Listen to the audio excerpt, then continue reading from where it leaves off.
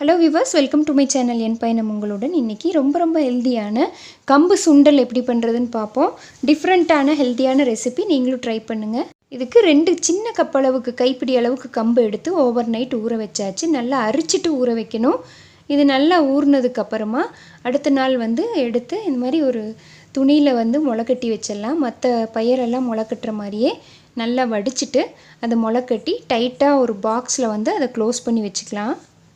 பார்த்திங்கன்னா இந்த மாதிரி ஒரு ஏர்டைட் கண்டெய்னராக இருந்ததுன்னா ரொம்ப நல்லா முளை விட்டு வந்துடும்.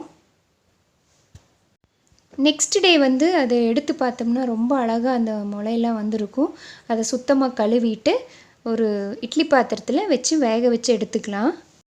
ஒரு 10 மினிட்ஸ் இல்லைன்னா 15 மினிட்ஸ் நம்ம குக் பண்ணிக்கலாம். இதை பச்சையாகவும் நம்ம சாப்பிடலாம். இருந்தாலும் கொஞ்சம் சளி பிடிக்கும் அப்படிங்கிற பயம் இல்லாமல் நம்ம இதை சுண்டலாக கொஞ்சம் குக் பண்ணி எடுக்கும்போது நம்ம தைரியமாக சாப்பிட்லாம். பெரியவங்களுக்கு குழந்தைங்களுக்கெல்லாம் கொடுக்கும்போது சளி பிடிக்குங்கிற பயம் இல்லாமல் நம்ம இதை எடுத்துக்கலாம்.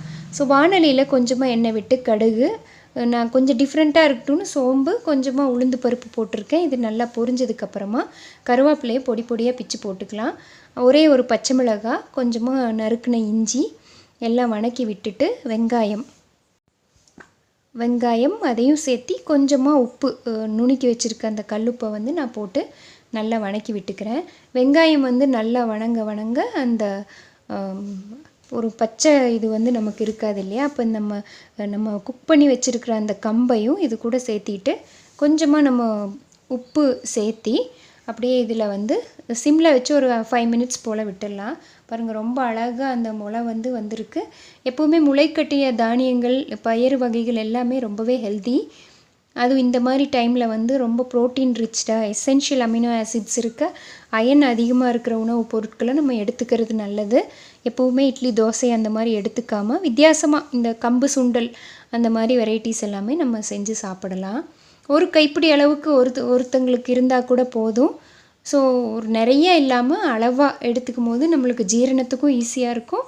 எதுவுமே மூஞ்சில் அடித்த மாதிரி இல்லாமையும் இருக்கும். இப்போ இதை நல்லா ஒரு 5 மினிட்ஸ்லேருந்து 10 மினிட்ஸ் வரைக்கும் க்ளோஸ் பண்ணி குக் பண்ணிக்கலாம்.